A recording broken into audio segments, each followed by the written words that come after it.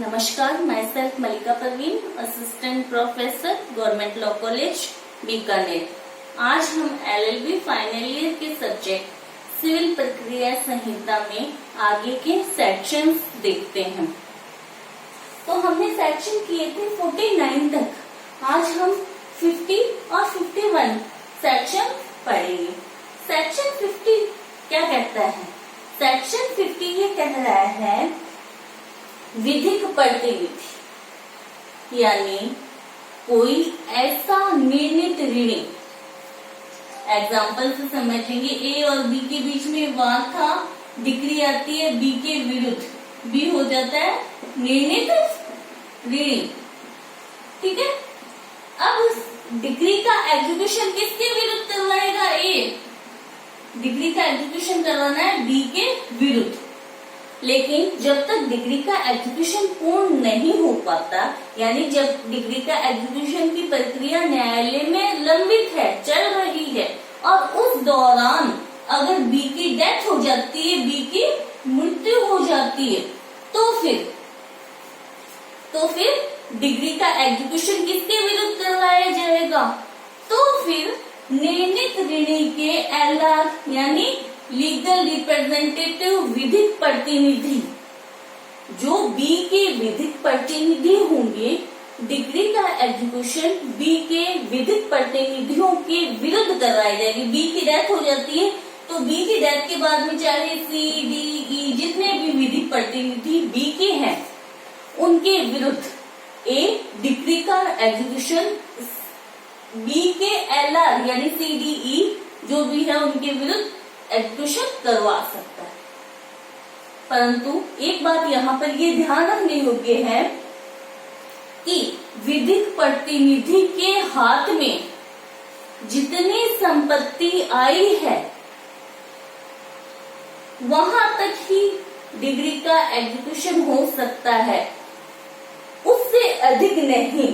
यानी मृतक की संपत्ति जितनी उसके हाथ में आई वहां तक होगा, लेकिन अगर वो उस संपत्ति को व्यय कर चुका, खर्च कर चुका, एलआर खर्च कर चुका, और उसका वो सम्यक रूप से न्यायालय को ये सेटिस्फाइड करा देता है, न्यायालय को संतुष्ट करा देता है कि उसने जो संपत्ति खर्च की है वो मृतक के लिए ही खर्च की गई थी या उसके लाभ के लिए ही खर्च की गई है, तो न्यायालय फिर उसके विरुद्ध व्यक्तिगत संपत्ति, एलआर के विरुद्ध व्यक्तिगत संपत्ति या उसकी स्ववर्जित संपत्ति के विरुद्ध डिग्री का एग्जीक्यूशन नहीं करवाएगा।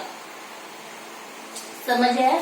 जैसे बी था, बी के पास मान लो 5 लाख रुपए की संपत्ति है, डिग्री का एग्जीक्यूशन हो रहा है और बी की डेथ हो जाती है, तो उसके चाहे 1 है 2 है, चाहे जितने भी एलआर है, उसके बी के जितने भी विधिक प्रतिनिधि हैं, उनके हाथ में कितनी संपत्ति जाएगी? 5 लाख रुपए उनके पास में जाएगी। और डिग्री मान लो 10 लाख की है या 7 लाख की है, तो एलआर के विरुद्ध, उनकी व्यक्तिगत संपत्ति के विरुद्ध डिग्री का एग्जीक्यूशन नहीं करवाया जा सकता।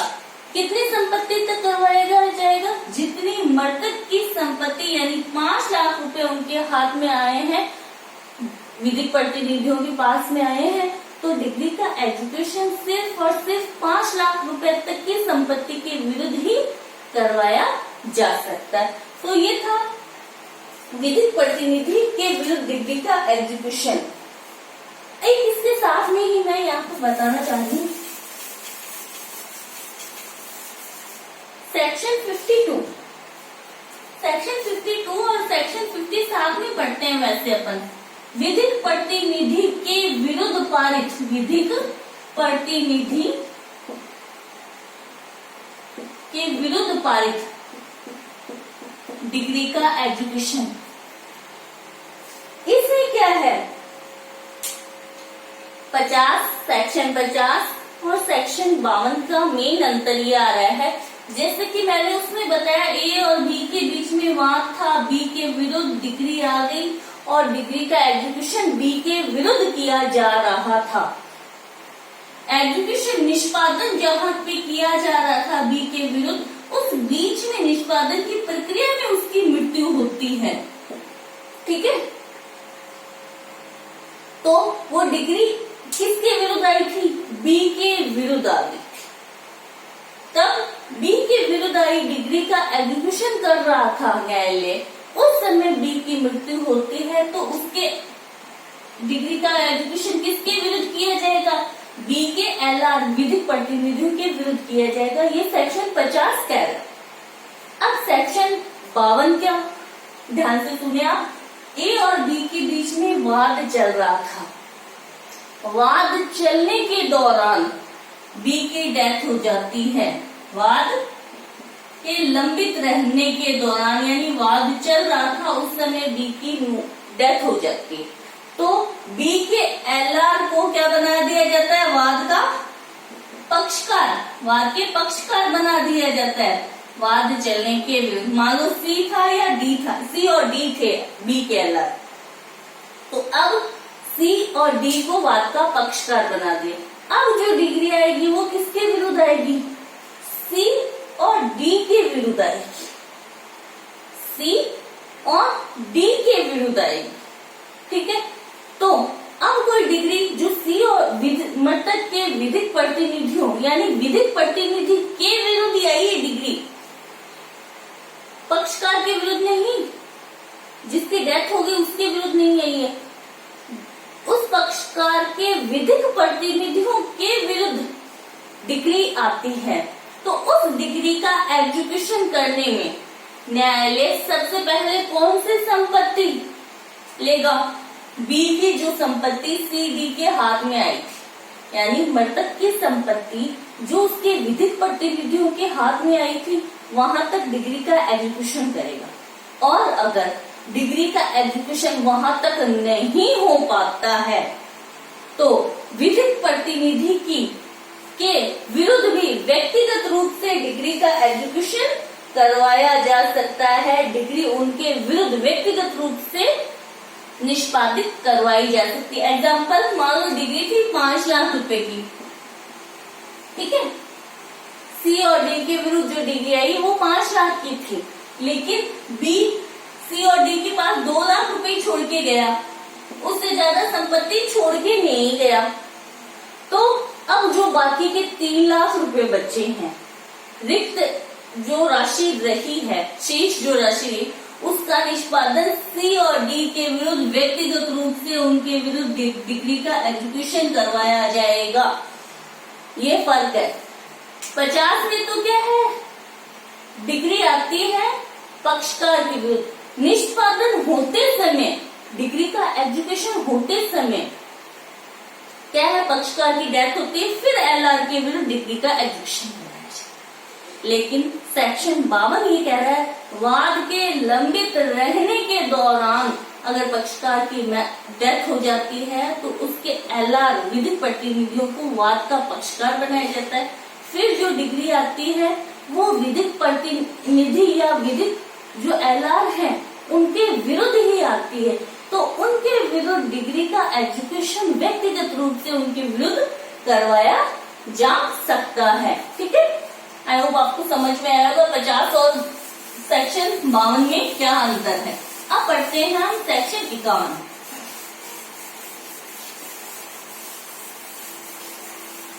सेक्शन 51 कह रहा है कि डिग्री का एग्जीक्यूशन कराने की न्यायालय की शक्ति क्या है। न्यायालय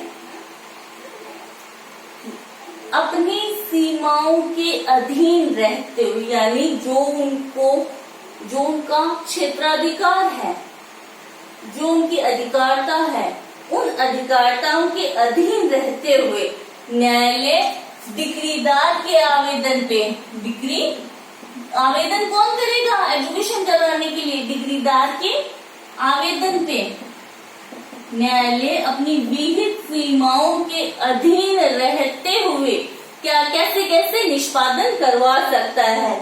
सबसे पहले क्या कहेगा? संपत्ति का परिदान, संपत्ति का परिदान करने को कहेगा। अगर धन के भुगतान की कोई डिग्री है, जैसे ए और बी के बीच में वाद था, ठीक है, और नई डिग्री आती है बी के विरुद्ध और कहा आप 2 लाख रुपए भुगतान करोगे, तो न्यायालय सबसे पहले बी को कहेगा कि आप 2 लाख रुपए का भुगतान करो, या संपत्ति का जितना कहा है डिग्री में उतनी संपत्ति का परिदान करो। किसे परिदान करो? डिग्री होल्डर को, डिग्रीदार जो हुआ है यानी ए को परिदान करने को कहेगा। सेकंड क्या कहेगा? कुर्की, संपत्ति की कुर्की करने को कहेगा, या कुर्की सहित विक्रय, या तो कहेगा अटैचमेंट और सेल दोनों कर दो, कुर्की सहित विक्रय, या कुर्की रहित यानी कुर्की के बिना विक्रय करने का भी ऑर्डर दे सकता है न्यायालय। किसको देगा? निर्णित ऋणी की संपत्ति। डिग्री का एग्जीक्यूशन कराने में न्यायालय कैसे एग्जीक्यूशन करवाएगा? तो फर्स्ट तो वो संपत्ति का परिदान करने को कहेगा, या कुर्की सही अटैचमेंट सहित सेल करने को कहेगा, या कुर्की के बिना सिर्फ सेल करने को कहेगा। या थर्ड कह रहा है सेक्शन 58 की अवधि के तहत गिरफ्तारी या निरोध करने का ऑर्डर, गिरफ्तारी या निरोध, बंदी बनाने का ऑर्डर भी न्यायालय दे सकता है। सेक्शन 58 में बताई गई जो समय अवधि है उतनी अवधि तक के लिए या तो गिरफ्तार करने का ऑर्डर दे देगा न्यायालय, या उसको निरोध में रखे जाने का ऑर्डर दे सकता है, या रिसीवर नियुक्त करने का ऑर्डर दे सकता है, नियुक्त करने का ऑर्डर दे सकता है न्यायालय। रिसीवर नियुक्त करने का ऑर्डर दे सकता है, या अन्य कोई अनुतोष दिए जाने का न्यायालय आदेश दे सकता है जो न्यायालय उपयुक्त समझे। अन्य कोई अनुतोष देने का न्यायालय ऑर्डर दे सकता है जो न्यायालय उपयुक्त समझे, या अनुतोष की प्रकृति के अनुसार न्यायालय को लगता है कि हाँ भाई ये अनुतोष देना उपयुक्त होगा, तो अन्य कोई भी ऑर्डर दे सकता है। तो न्यायालय, सबसे पहले क्वेश्चन अपने को पूछा जाता है कि न्यायालय डिग्री का एग्जीक्यूशन किस किस प्रकार से करवा सकता है। तो अपन ये 5 प्रकार लिख सकते हैं। फर्स्ट, संपत्ति का परिदान। सेकंड, कुर्की सहित या कुर्की रहित विक्रय। थर्ड आता है सेक्शन 58 में बताई गई समय अवधि के अनुसार गिरफ्तारी या निरोध करने का ऑर्डर दे सकता है न्यायालय, या रिसीवर अपॉइंट कर सकता है न्यायालय, या अन्य कोई अनुतोष जो न्यायालय को उपयुक्त लगे वो अनुतोष देने का ऑर्डर भी दे सकता है। परंतु इसमें एक पॉइंट आता है, परंतु जहां धन के भुगतान की कोई डिग्री थी, भुगतान की डिग्री थी, यानी उस डिग्री का एग्जीक्यूशन, जैसे ए और बी के बीच में वाद था और बी को 2 लाख रुपए ए को भुगतान करने थे, ठीक है, धन के भुगतान की डिग्री है 2 लाख रुपए भुगतान करने, तो वहां पर न्यायालय इसके विरुद्ध व्यक्तिगत यानी गिरफ्तारी या व्यक्तिगत कार्रवाई नहीं, डिग्री का एग्जीक्यूशन नहीं करवा सकता। यानी क्या है, उसको जहां धन के भुगतान की डिग्री है वहां उसके विरुद्ध व्यक्तिगत डिग्री का एग्जीक्यूशन निष्पादन नहीं करवा सकता। यानी बी को कहा गया था डिग्री में धन का भुगतान करो, 2 लाख रुपए या 5 लाख रुपए भुगतान करने का ऑर्डर था, लेकिन न्यायालय बी को गिरफ्तार करने या निरोध करने का ऑर्डर नहीं दे सकता जब तक कि उसको हेतु प्रदर्शित करने का अवसर ना दिया जाए। यानी गिरफ्तारी करने से पहले या उसको निरोध में रखे जाने से पहले न्यायालय उसको सो को नोटिस देगा कि क्यों ना आपके विरुद्ध गिरफ्तारी या निरोध का ऑर्डर या आदेश पारित क्यों ना कर दिया जाए, यानी उसको रीजन बताने का अवसर दिया जाएगा कि क्यों ना आपके विरुद्ध ऐसा गिरफ्तारी या कारागार में निरोध रखने या कारागार में सुपुर्द करने का ऑर्डर आपके विरुद्ध क्यों ना दे दिया जाए। उसको सो कोज नोटिस दिया जाएगा कि आप अपना रीजन बता दो कि हम आपको क्यों ना गिरफ्तार करें या हम आपको क्यों ना निरोध में या कारागार में सुपुर्द क्यों नहीं करें। हमें ऐसा रीजन लग रहा है कि आप अब यहाँ कब न्यायालय ऐसा ऑर्डर देगा या कब न्यायालय ऐसा सो कोज नोटिस दे सकता है, जब न्यायालय को लगे कि निर्णित नहीं यानी बी ऐसा कोई काम कर रहा है जो डिग्री के एजुकेशन में बाधा उपस्थित करेगा या विलंबकारित करेगा, या तो वो एजुकेशन होने नहीं देगा या एजुकेशन को होने में विलंबकारित करेगा, या तो क्या है वो कैसे विलंबकारित कर सकता है या कैसे बाधा उपस्थित कर सकता है। फर्स्ट, कि वो न्यायालय की स्थानीय सीमाओं को, लोकल जुडिक्शन को छोड़ चुका है या छोड़ने वाला है, यानी बी क्या है, अब न्यायालय की स्थानीय सीमाएं छोड़ चुका है या छोड़ने वाला है, तो न्यायालय को समाधान हो जाता है कि ये यहाँ से फरार होने वाला ही है, तो न्यायालय क्या करेगा, उसको तुरंत गिरफ्तार करने का ऑर्डर दे देगा।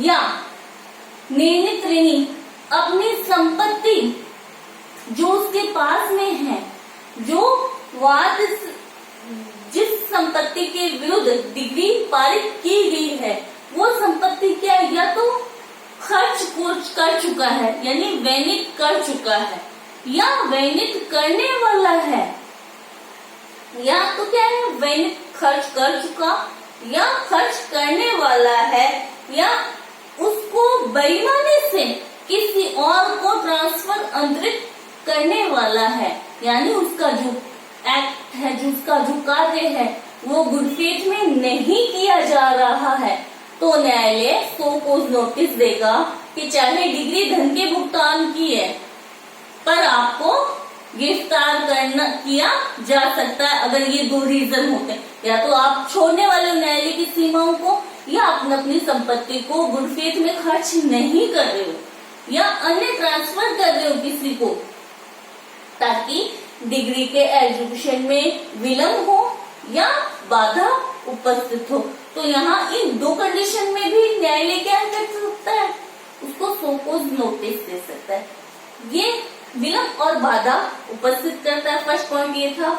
सेकंड पॉइंट कि अब उसके पास इतनी संपत्ति है कि वो डिग्री का एजुकेशन आराम से करवा सकता है। मान लो बी के विरुद्ध 2 लाख की धन के भुगतान की डिग्री का एजुकेशन करना है और बी के पास 5 लाख रुपए तक की संपत्ति है, फिर भी वो धन के भुगतान की डिग्री का एजुकेशन होने नहीं दे रहा है, या क्या है उससे डिनाई करता है, इनकार करता है कि मैं इतना धन देने के लिए सक्षम नहीं हुआ, वो उपेक्षा नेग्लिजेंसी कर रहा है, उपेक्षा करता है या भुगतान करता नहीं है जानबूझ के, तो वहां पर भी न्यायालय उसे सो कोज नोटिस दे सकता है।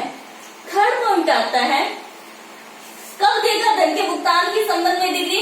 फर्स्ट तो आता है कि वो डिग्री के एजुकेशन में क्या करता है, डिग्री के निष्पादन में बाधा या विलंब कार्य करता है, ठीक है। सेकेंड पॉइंट कहाँ पे आता है कि उसके पास धन है पर वह क्या कर रहा है, उपेक्षा करता है भुगतान करने के लिए या इनकार कर रहा है।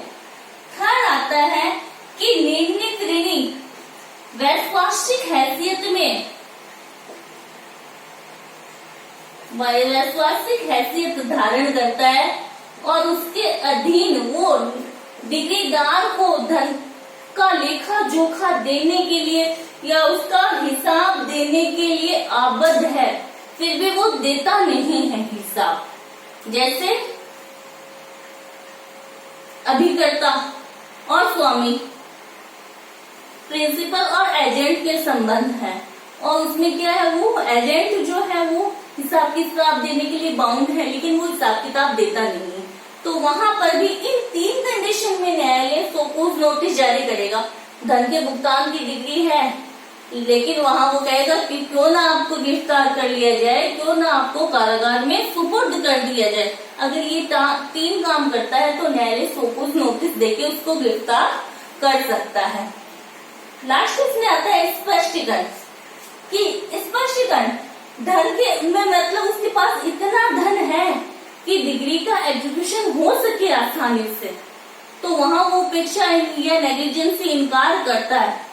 तो इसका स्पष्टीकरण दिया है सेक्शन 51 के पॉइंट 3 के बी में, ए के बी में ये स्पष्टीकरण दिया है कि यहाँ पर वो धन जो काउंट किया जा रहा है कि उसके पास कितना धन है, टोटल धन में से जो कुर्क होने वाला, यानी डिग्री के एग्जीक्यूशन में जितना कुर्क हो सकता है उसको छोड़ के धन की गणना की जाएगी। मान लो डिग्री आई 2 लाख की बी के विरुद्ध, 2 लाख तक की उसके पास में, बी के पास में 5 लाख की संपत्ति है, लेकिन अभी बी के पास में 5 लाख की डिग्री आई उसके विरुद्ध 2 लाख की। तो अब अपन को कह देंगे उसके पास तो 5 लाख की संपत्ति है, वो तो डिग्री का एग्जीक्यूशन आराम से करवा सकता है। लेकिन इस 5 लाख की संपत्ति की गणना करने में, यानी टोटल संपत्ति है उसके पास 5 लाख, अब इसमें से डिग्री के एग्जीक्यूशन में, डिग्री के निष्पादन में कुर्की से छूट प्राप्त संपत्ति कितनी है। सेक्शन 60 कह रहा है डिग्री के एग्जीक्यूशन में कुर्की से छूट प्राप्त, मान लो 3 लाख जो संपत्ति थी वो तो पूर्व होने वाली संपत्ति थी, तो फिर वो डिग्री का एग्जीक्यूशन नहीं करा सकता। ये 4 लाख की जो संपत्ति है वो पूर्व होने वाली संपत्ति है, तो फिर वो 2 लाख की डिग्री का एग्जीक्यूशन कैसे कराएगा। तो स्पष्टीकरण ये कह रहा है कि ख के अधीन धन की गणना करने में कुर्की, डिग्री के एग्जीक्यूशन निष्पादन में कुर्की से छूट प्राप्त संपत्ति की गणना की जाएगी, सारी संपत्ति की गणना नहीं की जाएगी, यानी वो उतनी छूट मिलेगी उसको। तो ये सेक्शन 51 में बताया हुआ था। नेक्स्ट सेक्शन अपन ने 52 पढ़ लिया। आगे आता है सेक्शन 53। सेक्शन 53 ये कह रहे हैं पैतृक संपत्ति। इसको पैतृक संपत्ति को समझने के लिए अपन पढ़ते हैं संपत्ति के विरुद्ध का दायित्व या उसके विरुद्ध डिग्री का एग्जीक्यूशन कैसे करवाया जा सकता है। जैसे ए और बी के बीच में वाद था, ठीक है, ए और बी के बीच में वाद था, डिग्री आती है बी के विरुद्ध, डिग्री आती है बी के विरुद्ध 5 लाख की, 5 लाख की डिग्री आती है। अब बी के विरुद्ध डिग्री आ गई, एग्जीक्यूशन हो नहीं पाता है, उस बीच में बी की मृत्यु हो जाती है। बी के कोई पुत्र नहीं है, बी के जो पौत्र हैं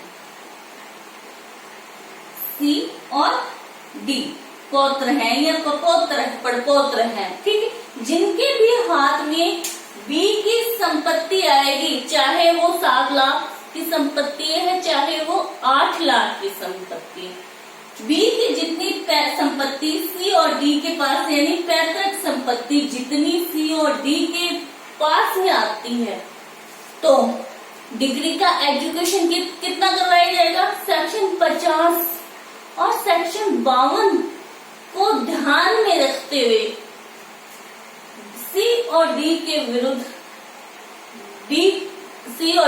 विरुद्ध डिग्री का एजुकेशन पैतृक संपत्ति जितनी उनके हाथ में आई है, पैतृक संपत्ति जितनी उनके हाथ में आई है वहां तक ही डिग्री का एग्जीक्यूशन करवाया जाएगा। जैसे हिंदू विधि में हिंदू उत्तराधिकार अधिनियम 1956 में पहले पुनित दायित्व का सिद्धांत था। पुनित दायित्व का सिद्धांत था ये कि कोई भी व्यक्ति अपने दादा परदादा के द्वारा लिया हुआ कर्ज, लिया हुआ ऋण भुगतान करने के लिए लायबल होता था। अगर वो कर्जा किसी पवित्र काम के लिए या लॉफुल कार्य के लिए खर्च किया गया है तो अवैध कार्य या अनलीगल कार्य के लिए अगर उसने वो पैसे दादा या परदादा ने लिए और कर्ज लेके अनलीगल काम किया तो ऐसे अनलीगल के लिए उसके पौत्र प्रपौत्र भुगतान करने के लिए बाध्य नहीं होते थे। तो यहाँ पर भी पुनित दायित्व के सिद्धांत से मिलता जुलता सिद्धांत 53 में बताया है सेक्शन में कि अगर किसी व्यक्ति के दादा या परदादा के विरुद्ध कोई डिग्री आई और उस दादा या परदादा से कितनी संपत्ति, पैतृक संपत्ति किसके हाथ में आई, तो जितने भी मान लो किसी भी एलआर के हाथ में वो पैतृक संपत्ति आई तो वो एलआर जितनी संपत्ति उसके हाथ में आई वहां तक ही डिग्री का एग्जीक्यूशन उसके विरुद्ध करवाया जा सकता। एलआर के विरुद्ध व्यक्तिगत रूप से डिग्री का एग्जीक्यूशन उसके विरुद्ध नहीं करवाया जा सकता। एग्जाम्पल, जैसे बी के विरुद्ध 5 लाख की संपत्ति डिग्री आई, 5 लाख की डिग्री आई, एग्जीक्यूशन होते समय बी की डेथ हो जाती है, फिर इसके पौत्र थे सी और डी। इसकी संपत्ति टोटल कितनी थी? 4 लाख ही हाथ में आई थी, मान लो एग्जाम्पल 4 लाख रुपए सी और डी के पास आए, डी के, लेकिन डिग्री आ गई 5 लाख की। तो डिग्री कहाँ तक एग्जीक्यूशन कराई जाएगी? सिर्फ 4 लाख रुपए तक की, यानी पैतृक संपत्ति जितनी हाथ में आई है वहां तक की डिग्री का एग्जीक्यूशन कराया जाएगा। बचा हुआ 1 लाख का सी और डी के विरुद्ध व्यक्तिगत संपत्ति के विरुद्ध एग्जीक्यूशन नहीं करवाया जा सकता है। तो ये था सेक्शन 53 तक हमने देखा। नेक्स्ट हम अगले वीडियो में देखेंगे सेक्शन 54, 55। ठीक है, थैंक यू सो मच।